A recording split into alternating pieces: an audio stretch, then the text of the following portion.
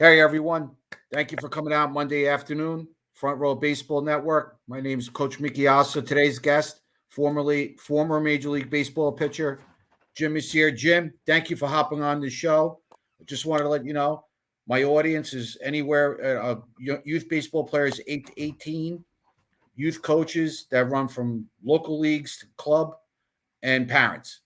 I always like to say, can you give us your story, how you got from playing little league all the way up to being drafted by the Mariners in the third round of the '91 draft?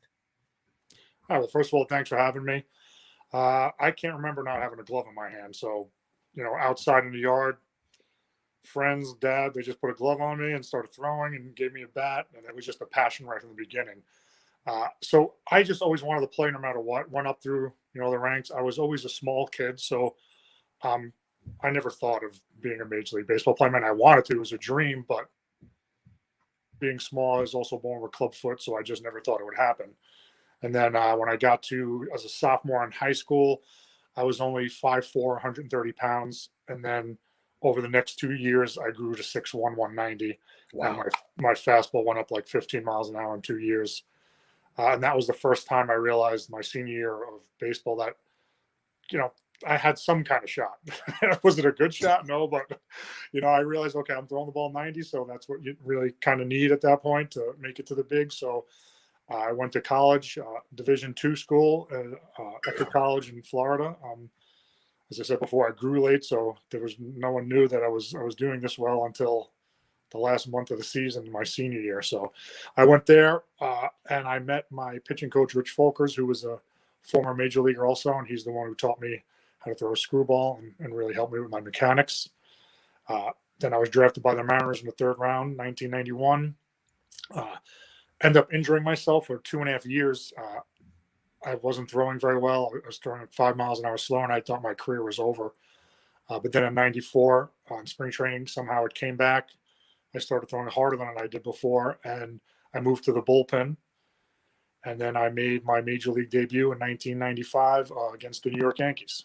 Yeah. And So I then you don't know if you became a want to start Yankee. there. I know you're a big Yankee fan, or you want me to just Huge. continue on. And then you came on in '96 and '97. You were here with the Yanks. I mean, Yeah, I guess I impressed them in that one outing I had against them. so you came to the Yankees in '96 and '97, right? Yes. So Torrey's your manager, and you probably heard remember when it was Clueless Joe and the whole 9 yards and everything, and you guys made it to the series and stuff, and then you wound up going 0-2, and you wound up winning it in 4. You were on the roster, weren't you? No, I was a rookie. So that was my 96 was my rookie year. So I was up down. So with the Yankees, I was up and down 7 times because I was that 25th guy. I didn't really have a spot yet, but I came up and down. So that was tough. That was a great joy because, I was a Yankee fan growing up.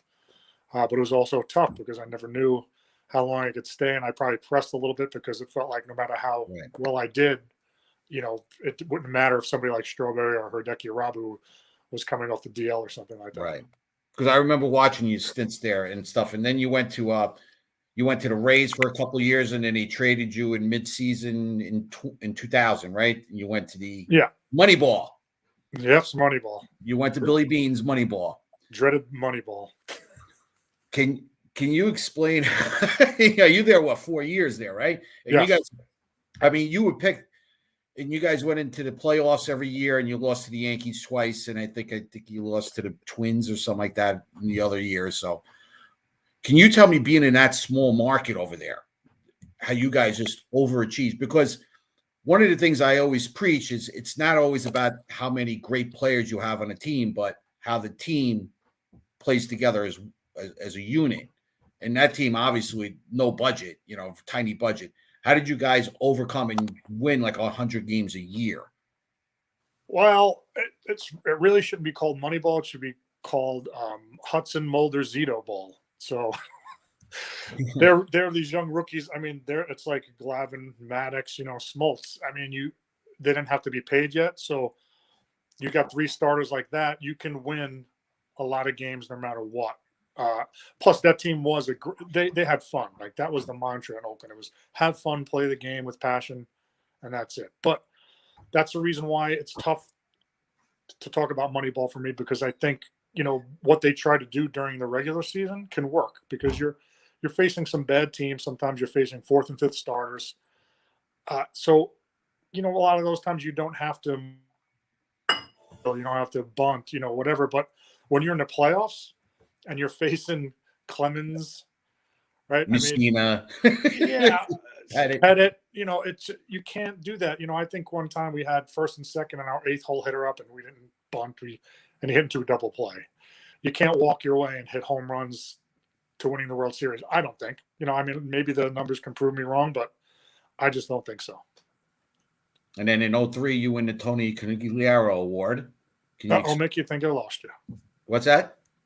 Did you hear me? All right, you're back. All right. In 2003, you win the Tony Conigliaro Award, right? Right. Can you explain what that is? Because it's a big thing for me with players like yourself.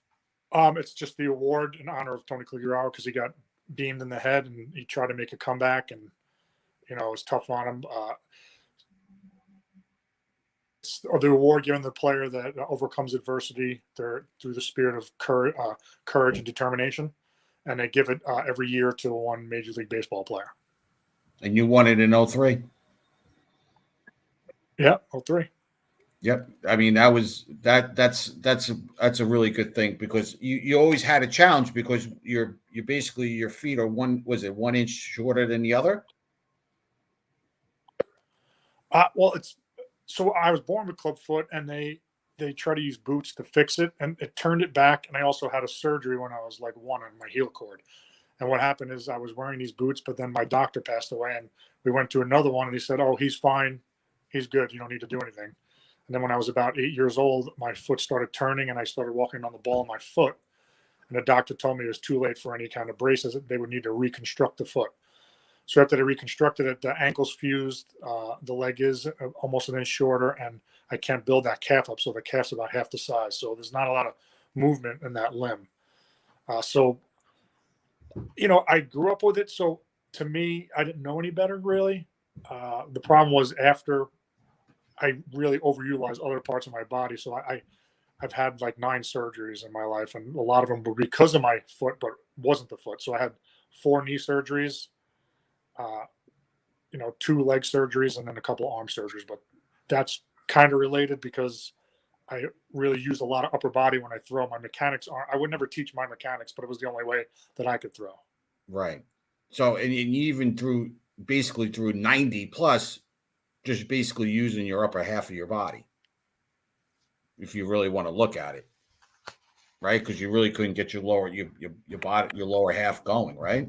No, my stride, which sometimes it's a good thing, it was about a foot shorter than everybody else's, so I never landed anybody's hole. That was a good thing. But I really used my upper body to turn sideways, so that put a lot of stress on my arm. So allowed me to throw a screwball, which if you don't throw open, I think it's probably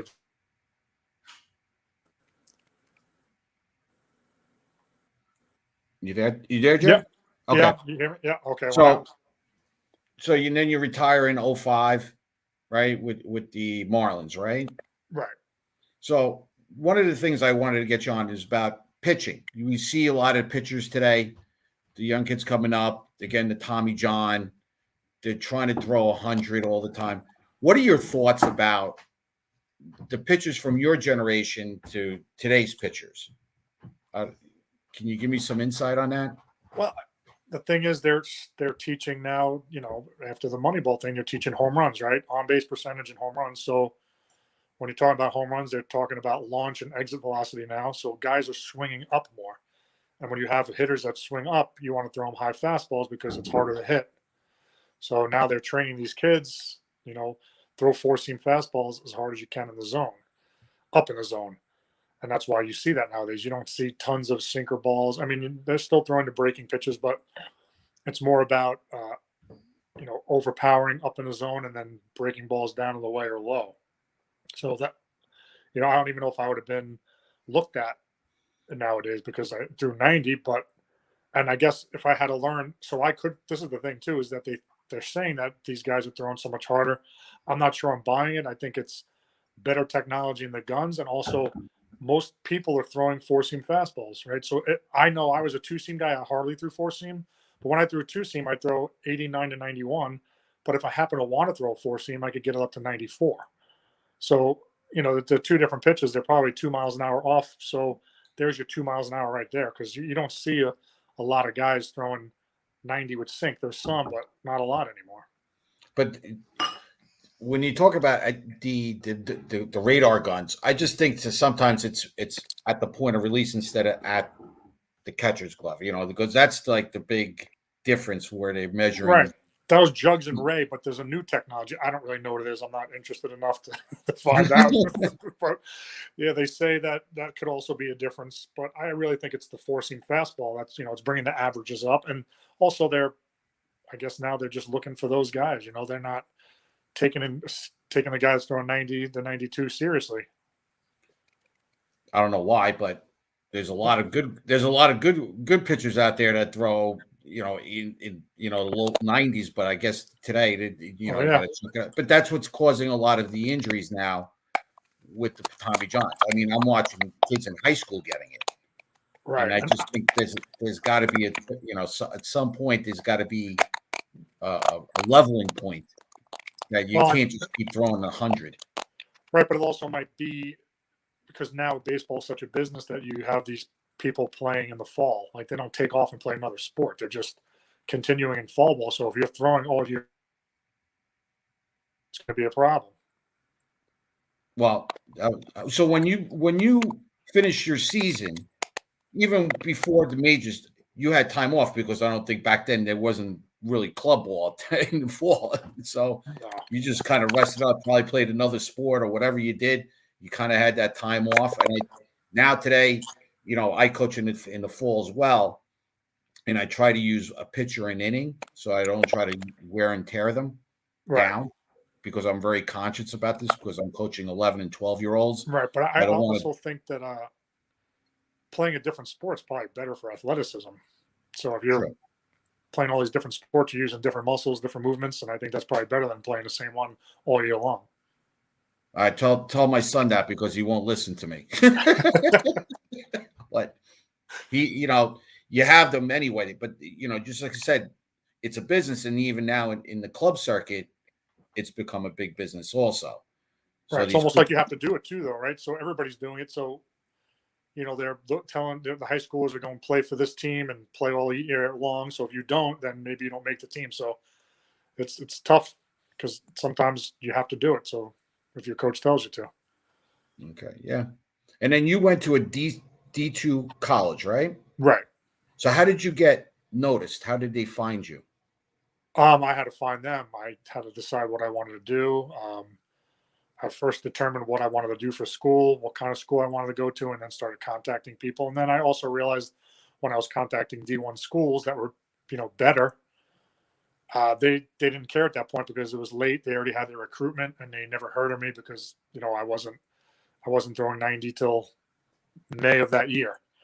So D2, I still got some chances. So I called some coaches and wrote to them, and then they came and watched me.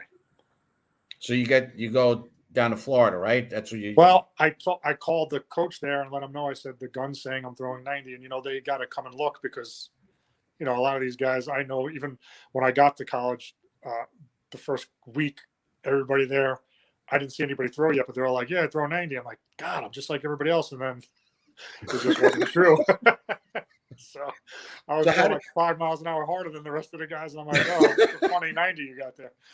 So how did the Mariners find you? I pitched really well there. I really, my pitching coach was excellent. He polished me up. I mean, I had good control. I was throwing multiple pitches, and I got to face some good schools up there, because people come down to Florida all the time, and it is, at the time, it was the best D2 division. The Sunshine State Conference was the best D2 in the nation. So you got some eyeballs looking at you. Yeah.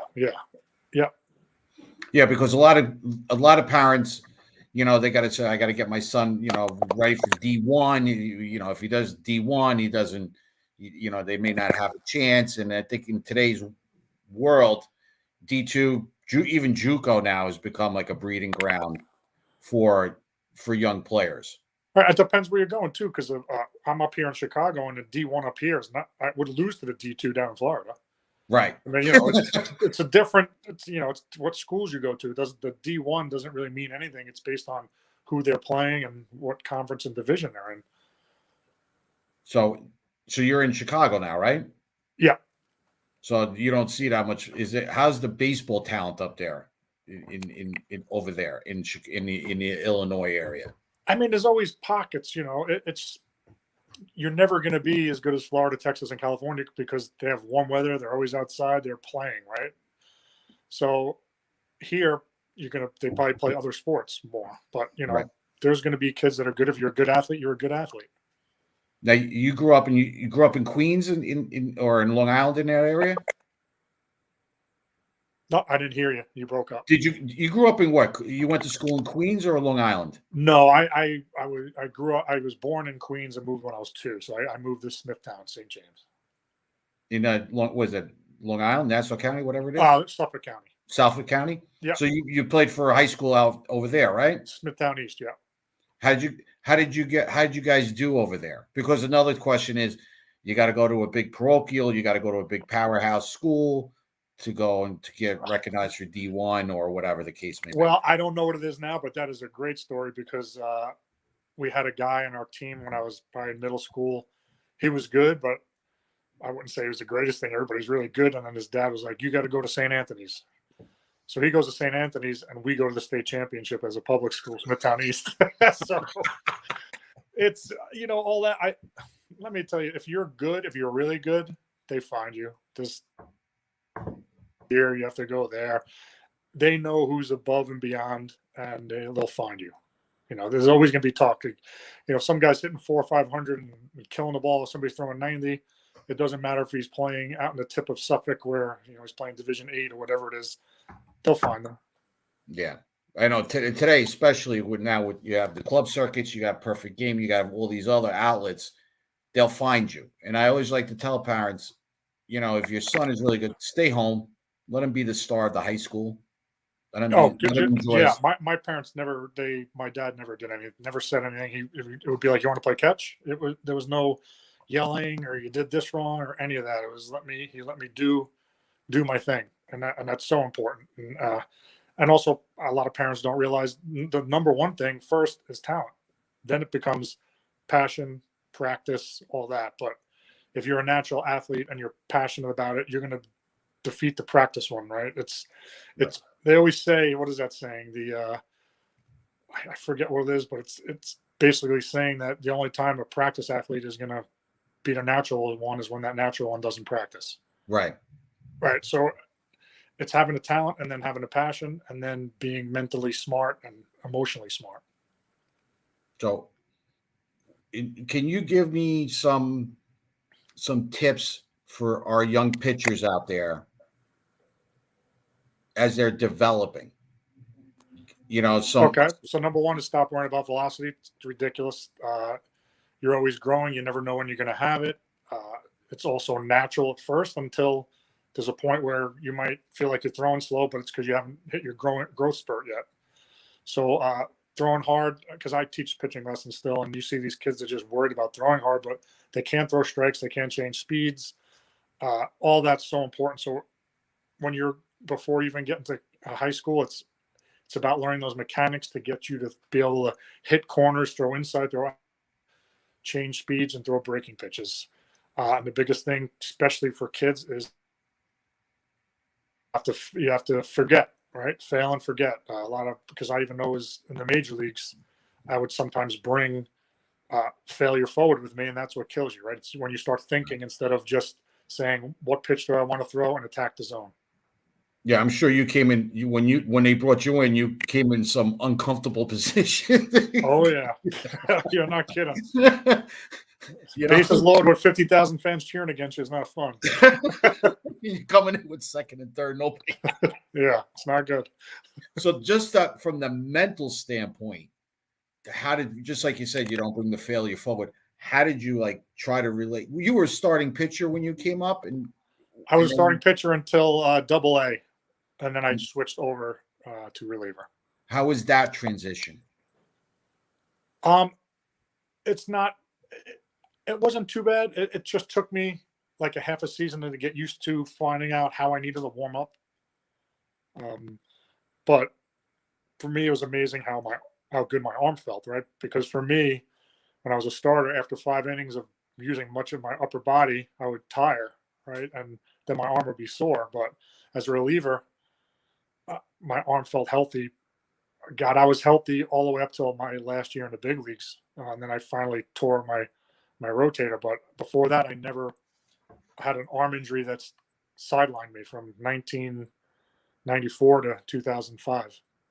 That's amazing. And you drew some innings as well. Again, you were in there always in a jam position. Right. No, I mean, I pitched in, I believe it's like 474 games in my career. So, a lot of games. It's just the amount of getting up and down in one span is what kind of kills you. So I know pitch count's important, but I rather throw, 1 inning and throw 30 pitches than throw 2 innings and throw 15, because it's that in between of cooling down and then I have to warm up that I think gets you more than the amount of pitches. And to build up the arm strength, what do you suggest? Long toss? Long toss, and in the off-season bands, stretching internal, external rotation is very important. That's how you stop injury. And I also, if the more more flexibility you get, the harder you're going to throw. So I think those things, and the long toss has to be done correctly. When these guys starting to throw as hard as they can and they're dropping their shoulder and throwing the ball up, that's not doing anything. That's just making for bad mechanics. You want to throw the ball on a line and have everything like your pitching motion. And then when you can't reach the person anymore, either you're bouncing it or you have a move in. You're not dropping that shoulder and trying to launch it. Right. So like up here now, like our season up here in the Northeast, we're just kind of shut down. I mean, in the rest of the country, they're still playing.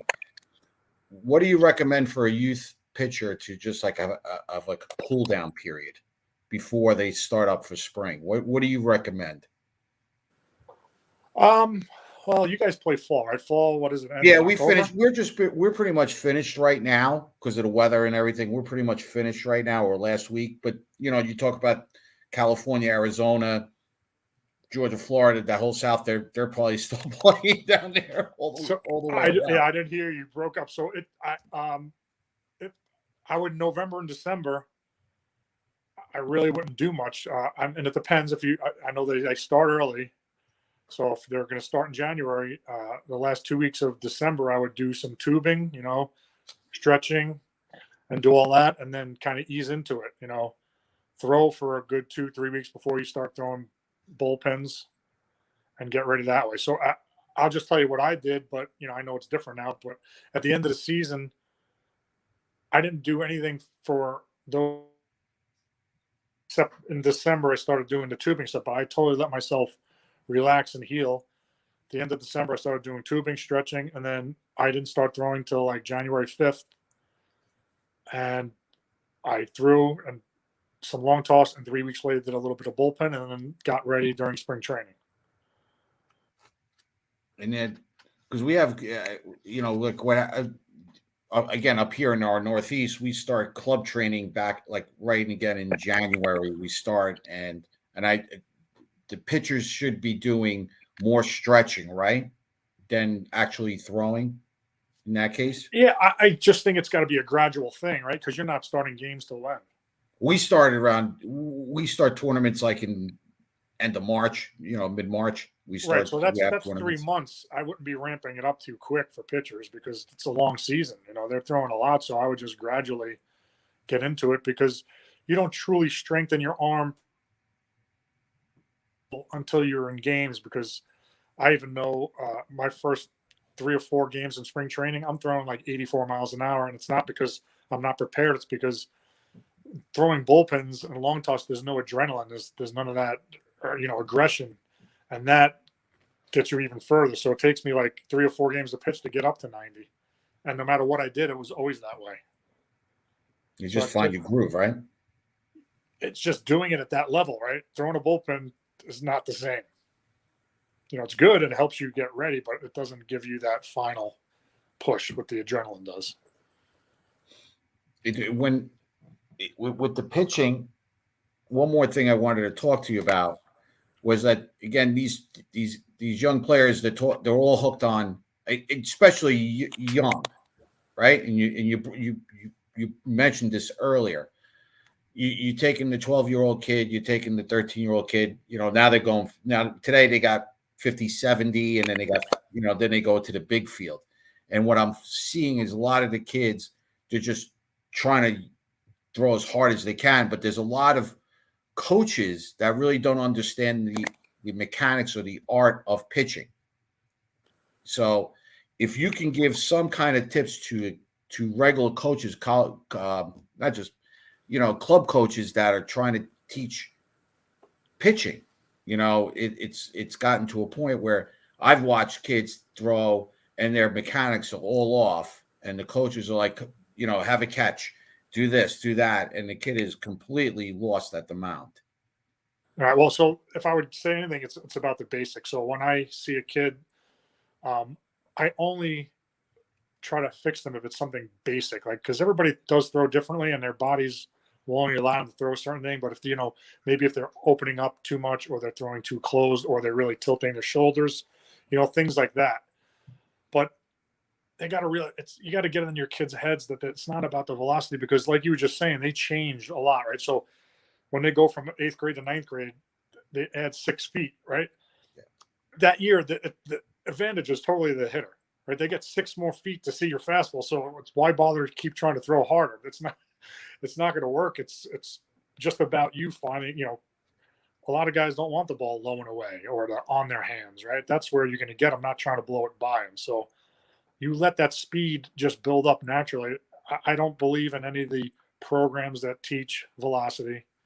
I think a lot of these people that teach it, I think they're just smart and take a kid in like January when he hasn't thrown a ball, get his gun reading, and then he starts doing some work and stretching out, but maybe it's balls or whatever it is. But then 2 months later, they put the gun back on him and it's 5 miles an hour more. Well, you just trained your arm, right? So, right.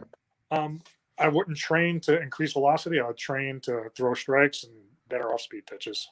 Yeah, that's what I tell my pitchers, location. I use my catchers to move in and out to throw to the target. You got 7 guys behind you. Your job is not to walk anybody. It's basically what I tell them to do. And let you try to keep them down on the pitch counts, the stress, the mental stress. I think sometimes I watch a lot of the pitchers. They're more mentally shot than actually mechanically. Right. Oh yeah. Well, and it's also too, just think about, if you're a high school pitcher and you're throwing 77 and then you're trying to throw harder and you get up to 81, it's really not that much of a difference. Like, it's only the guys that are throwing over 85. So, there's very few guys that are on teams at each age level that can take the ball and throw it past people for the most part. Right. So it's really training to, throw those strikes and change speeds and confuse the hitter. The best pitchers are the ones where every guy comes back to the dugout and goes, God, he stinks. I can't hit him though. But meanwhile, he's hitting corners and he's changing speeds and he's doing all the things he's supposed to do. So, I mean, that's really what it is about pitching, but it's hard to, it's not sexy, right? They want to hit bombs and they want to throw balls past people. Yeah, I know. But then the pitch counts get up and I'm like, you never finish a game or you burn out quick.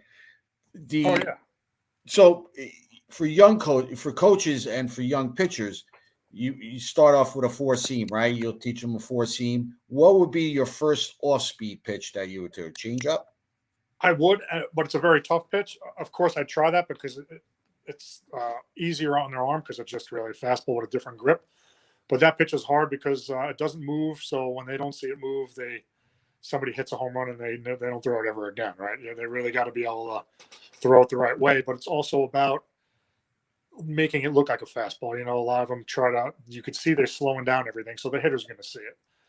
Off speed and curveballs and sliders shouldn't happen for a while because, number one, like you said, it's not bad for a growing arm. They're still growing. Number two, their hands aren't big enough. So whatever it is, I try to teach them. If they really want something to move, I teach them kind of like a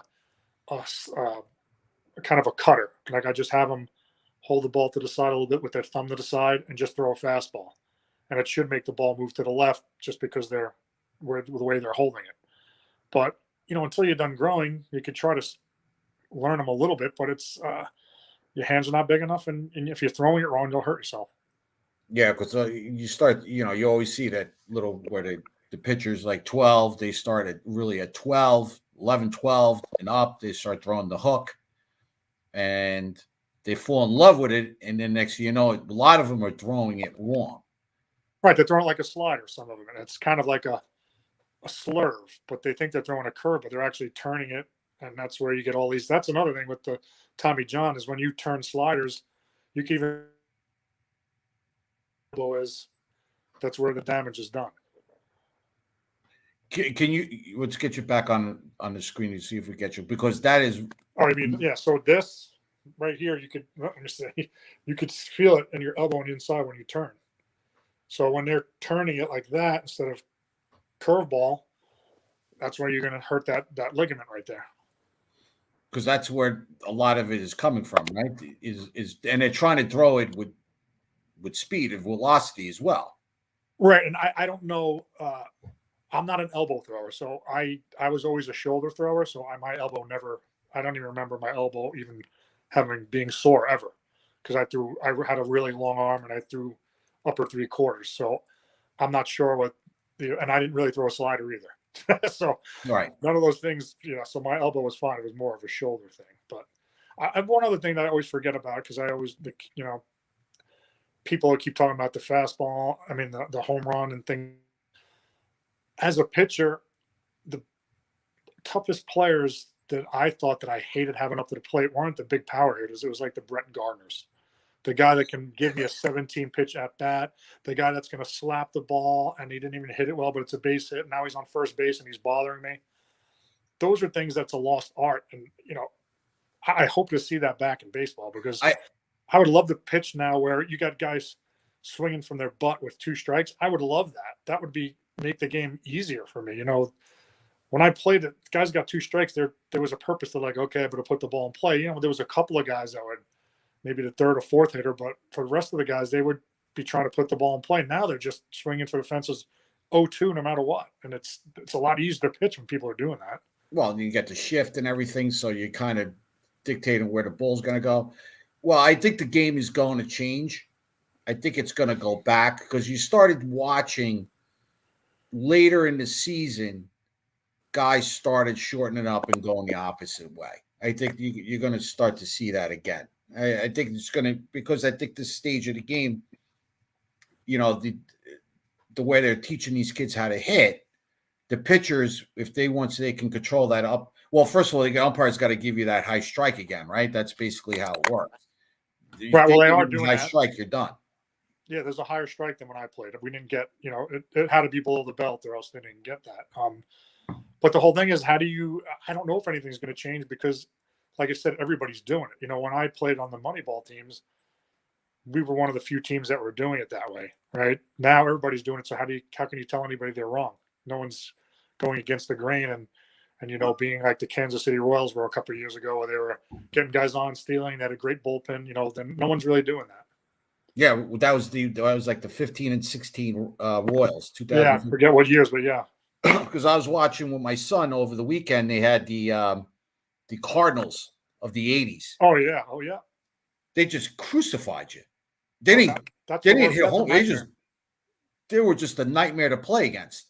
Yeah, because they nickel and dime you. You feel like you're not getting hit, and also you look up and there's a 7 spot on the board. It's they're moving runners over, they're doing all these things. But now it's a lost art. They're not teaching them how to steal and lead. They're saying it's just giving somebody an out. But meanwhile, they'll start talking stats and they'll be like, he stole 30 bases out of 33 attempts. Like, well, where's the out? So I don't know.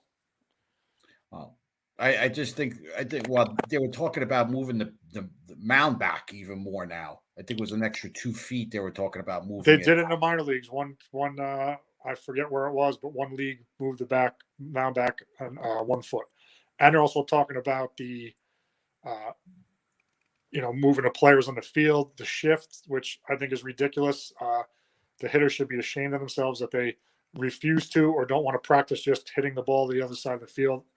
When they come up and say, I'm not paid to get singles. Well, you might even have a double if you just bump the ball over to the left side, and then you know what? Then they don't put the shift on you anymore if you can do that. Well, listen, when you play to win, right? So if that's part of your strategy to win is to chop some. Look what happened to Teixeira. I remember Teixeira when he came to the Yankees. All of a sudden, they started putting a shift on him, and he just lost it because he went from like a 280, 290 hitter to like 230 overnight because of that. Because he tried to put the ball over their head, and he lost. Yeah. But he was a powerful hitter going the opposite way to the left center field gap. But he just got so addicted, but just trying to put the ball out of the stadium. Right, but the whole thing is he didn't have to become a hitter that's going to hit that way all the time. If he does it just a couple of times, it's going to go on a scouting report, and they're going to say, "Well, we can't put the shift on him because now he can hit doubles the other way doing nothing." So, although because I think Carpenter for the Cardinals did it a couple of times, right? And I think they kind of stopped with the shift. Like he just batted the ball down at their baseline, was getting doubles. Yeah, I mean, it's going to happen. I just think eventually it will start to happen because the game always constantly evolves. It just constantly. It was sad because when you watched the Royals, the 15, 16, 14, 15, 16 with that team, they just put the bat on the ball. Yeah. That's what I teach my players. Just put the bat on the ball. Don't worry about anything else. You want that percentages, put the ball in play. Well, I think we're going to start to see that. Yeah, well, the thing is when you see the best hitters up and they, ESPN shows slow-mo, the best hitters, even the power ones, are the ones that are swinging down still. Juan Soto, Mike Trout, you can look at them. They exactly Cabrera, break those swings down and right. Pujols, Cabrera.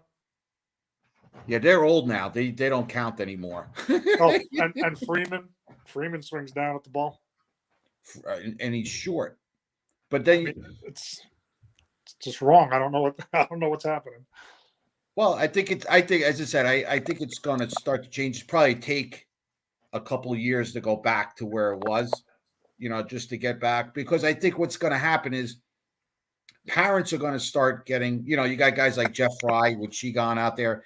He's exposing a lot of stuff. Jeff was my first guest I had on, and we were talking about that because I'm an old school guy. I believe get the barrel over the ball and drive the ball, and you start. I think those guys will. That whole it's going to be a fad. I just think it's going to go away. Hope so because you get guys like Jeff and everybody. Yeah, well, if you get guys like Jeff and you guys like yourself, I'd say because I see pitching coaches that throw raw. And I look at it and I'm like, I'm no professional pitching coach, but I could tell the basics. And for our pitchers in town, we use a former Major League Baseball player to teach our pitchers in town. Because it's totally wrong. Because I still see, I'm even in the academy and there's coaches that I still see their kids, they're doing, where am I here? This drill. To stand 2 feet from each other, pitching wide open and just going like this. And I'm like, what? And their elbows low. I'm like, that does nothing. First of all, this whole movement right here, that should be natural. If you can't do that the right way, you're not a pitcher or a baseball player. Right. So they're just having to throw open and they're having the elbow low and it just makes for bad mechanics. And I just don't get what they're doing. Yeah, I stop it when I see when my pitchers, that elbow's dropping, got to get back to the basics and stuff like that. That's what I said. When we brought in, as I said, we brought in a former Major League Baseball pitcher to teach our young players how to pitch, because I think it's something that it's really needed to be done. Now you have other guys that are, if you got good mechanics, that's all you really need to teach. Forget about, like you said, the velocity. It's about teaching the mechanics at such a young age. And a lot of these guys, they get hooked on the, parents get hooked on velocity. Just like exit velocity and how great they hit the ball. And yeah, that's the most ridiculous thing, because it could be 5 miles an hour and it's a hit. Who cares? Don't care how hard the ball's hit. Yeah, well, I'll tell parents, because because kids are like, my son's group. Does he throw 60? Does he throw? I'm like, who cares? If you could throw 60, you can't throw a strike. It doesn't mean anything. Of course. And the exit velocity, the only thing I think that it's good for is if you're looking at a hitter and it's over a year, a great period, and you could see his average exit velocity. And that just means that he's hitting the ball harder more often than other people. But as far as they use it every time somebody hits a home run or, fly ball, what was the exit velocity? It's like, who cares? It was an out. Right. So, I mean, all those things. And like you said, the pitchers, you think Mark Burley gave a crap how hard he was throwing? I mean, he's throwing no hitters and he doesn't care. Kyle Hendricks does not care what the gun says. He's just getting outs. Kyle Hendricks is like an anomaly, right? Oh, yeah. Madison Baumgartner, right? He's still, the guy can't even break 90 anymore. And right, because he's a pitcher. He's not just throwing the ball. He's a pitcher. Because I saw that personally live with CC Sabathia. When CC had to go to the arm range and he had to reinvent himself as a pitcher. And his speed went down, his velocity went down, but he learned how to work other pitches. Yeah. And that extended him out. So I think, of course. I mean, I even play with Jamie Moyer. I mean, that guy made an art. Talk about he's throwing fastballs inside the righties to get him off the plate, and he's throwing like 83. But he knows what he's got to do. Like 17 years. Yeah, I mean, it's just obviously if you could throw 100, that's great, but it's not necessary, and you could get outs other ways. Yeah, I remember when growing up, I was watching Frank Tanana when he was with the Angels. He threw gas. And then he had the surgery. He banged up his arm, and he became another crafty pitcher as well. That's Tommy John, right? Yeah. John, what happened to him too? Because it was him and Nolan Ryan back to back at like 5 o'clock in the Angels. You couldn't touch neither one of them. Yeah. So it's the pitching to me is very important, especially to young players, because I worry about them because they got to grow, their bones are growing, and everything. I just watched. I coached against a guy. He's 20 years old, and he's like, "Yeah, I had Tommy John surgery already." I'm like, "Dude, you're like right out of high school." I mean, I heard of kids getting it in high school, and I'm like, we got to stop this, because I tell them, I was like, you had Tom Seaver, Steve Carlton, all these guys pitch and never break down. Back in they were at 4-man rotations. There was no such. When I pitched when I was a kid, there was no such thing as a pitch count. We just threw, but we kind of threw mechanically right. And then these kids today, it's a massive shift to why they're having all these surgeries. Right, and I don't know, because you got to think back then those guys threw a lot more than now. Like they always talk about pitch counts and stuff, but they threw a lot, so it's something else that's going on. I mean, these kids now they throw for longer periods, in the fall and everything. But they only throw like 3 or 4 innings at a time, right? Well, it depends. I mean, to me it's not about, it's the quality of the pitches. It's like if you're, like they'll say, well, the kid, because we have a pitch count, max, like in my age group, 11, 12, it's 85 pitches. But if the pitcher's steaming along without any different stress, he's cruising along, he's in a groove, he's blowing doors off, he's really not stressing. It's when he starts getting the walks, they start getting errors, then he starts to overthrow the whole mechanics start to shift because he has no confidence. Pitchers don't have any confidence in their defense behind them. Right. Or the catcher can't catch the ball because he can't grab that strike, because there's a lot of bits and parts to it. And then you have umpires that are just bad, that help, that add. Everything's always in a game situation. Right. And you could also see sometimes if a guy's getting tired and needs to be taken out, because a lot of guys will just start dropping their arm. So right. If you see a guy's arm starts getting low, that's time to take him out. Well, so yeah, and that's the other thing. But the other thing is they play pitchers today. You got to be, and that's why I always worry about is if you're playing in your town team, and then you have your town travel, and then you're playing club. There's a disconnect between coaches. Right. So you kind of look and he's like, did you, I'm always worried about, did you pitch? Yeah, I pitched. So he can't pitch, so, but other people like, we're going to pitch you. Yeah, that's definitely a problem because I didn't have that. So I was on one team until, Right. whatever it was. It went from high school then to travel ball, whatever. There was no double playing anywhere. So, Yeah. But over today, pitchers can be, they're basically hired guns, literally. They'll go from team to team on a club team if they go to a tournament team. And I think that's a lot of the stress as well because their bodies are not healing. Their arms are not healing. They're not letting them rest. right. And they're probably throwing wrong to begin with because they're throwing about the velocity. Right. And like I said, if they're, took a couple of months off and they get in January and they start trying to fire it right away, that's not good, especially if you haven't stretched and done any of the work because now your muscles have tightened up. And now that's where injuries happen when you start trying to throw hard when you're not really ready to. Yeah. So you do instruction as well out there in Illinois up Yes, there? I do private pitching lessons. Yeah. Any good people out there? What's your philosophy when you get to these? You get young pitchers or basically high school? What's your age group on pitching, on the pitchers? Do you hear me, Jim?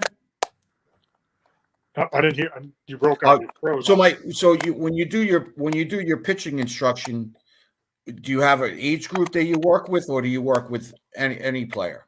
Well, my guy tries to get me, kids that are 13 and older, 13 in high school. I mean, I do anybody, but for me, the younger kids, they don't need too many lessons because it's really the basics because you're not teaching them any pitches. You're Right. just teaching them how to throw. So I feel like I'm stealing money if I have them too many times because then you're kind of just watching them, right? You want them to, whatever information you give them, they have to go and work on it. Like you just can't work on it the one time they see me a week for 2 months, right? You're hoping that they do something with it because, just throwing fastballs, there's only so much I could do with them to get them to where they need to be at a certain age, right? It's the older kids that are easy to work with and you could teach them more. So you're basically in the high school level up. Yeah. I mean, I have had younger kids, but mostly it's 14 and up. Right. They're in high school. Yeah, I have a couple that at 54 feet, but it's mostly 60. Right. So what words of wisdom would you give it to high school pitchers? Because the high school pitchers are getting ready to go to, they're trying to get into college, they're trying to get into whatever. And a lot of these guys, they're, again, the last thing before I will go on to what you're doing now, but the velocity of these kids, because I want them not to get surgery. The only thing I can say is it's not man-made. So you have a great arm. You could add to it, but you're not going to go from a guy that throws 80 to throws 90 by doing something, right? Unless your mechanics are that poor and you fix some major flaw. But your arm is what it is, and when you reach your final growth, that's going to be what your fastball is. So I would never worry about that because there's nothing that you can do that's going to change that. So it's worrying about your mechanics and developing other pitches. So if you're getting outs, you'll be known. I mean, maybe if you're throwing 80, you're not going to D1 and maybe not a really good D2, but you can still play. And if you really show that you could change speeds and move balls around, who knows? But the velocity is it's just silly. It's you have to be one of those people that are have that really above average fastball because going in a range of like 77 to 82 in high school, it doesn't really do that much. Right. Worry about the pitchers, Jim. That's all I worry about. So tell us about jimmecir.com. That's what you're doing today. Can you tell us what that is? Sure. It's actually that and improvtalk.com. So I was a public speaker. I talked about resiliency. I met a woman who told me I should take improv classes to improve my speech, and I did. I'm not a big fan of improv because I don't like theater and doing it. But when I took those classes, I realized how important they were, and I could really relate everything back to my career. So we do a lot of work with businesses now and how to help business teams work better together. and they're interactive events using baseball and improv. And we have a great time doing it. It's a lot of fun. It's better than just listening to somebody talk, to teach you. You have fun, plus you're involved in it and you hear stories, so they retain the information a lot better. Excellent. All right, Jim, 50 minutes in. I want to thank you for coming on. I hope everyone who listens to Jim gets some insight about pitching from Jim. Again, he had a great career. I think he did. I wish the Yankees never got rid of you, to be honest with you. I think they gave up on you too early, but that's besides the point. It's too hard that. I'm glad they did, because I got to go to Tampa Bay, and if I didn't just relax, Bay, I might not have got the chance, because I wouldn't have been able to improve. They told me in spring training when I got the Devil Rays that I was on the team before games started. So Larry Rothschild said, go get better, and I improved more in that month and a half than I did my whole career. So it was really. You had Larry Rothschild. You had Rothschild was there. He was my manager with the Devil Rays the first year. And he's an incredible pitching coach, right? Right. Yeah. Well, I mean, he was my manager. I didn't even deal with him as a pitching coach. And who was your pitching coach in Oakland? Rick Peterson. Not too shabby. And young, but he was there. Maybe it was at my last year, but yeah. So it's, it's funny once you get up there. I don't know how the pitching coaches are much more important, college and the minor leagues, right? Once you get to the big leagues, they could help you out here and there, but you've already most of the time know what you have to do, right? Right. So that's a big step. My college coach was definitely by far the most influential for me. Appreciate it.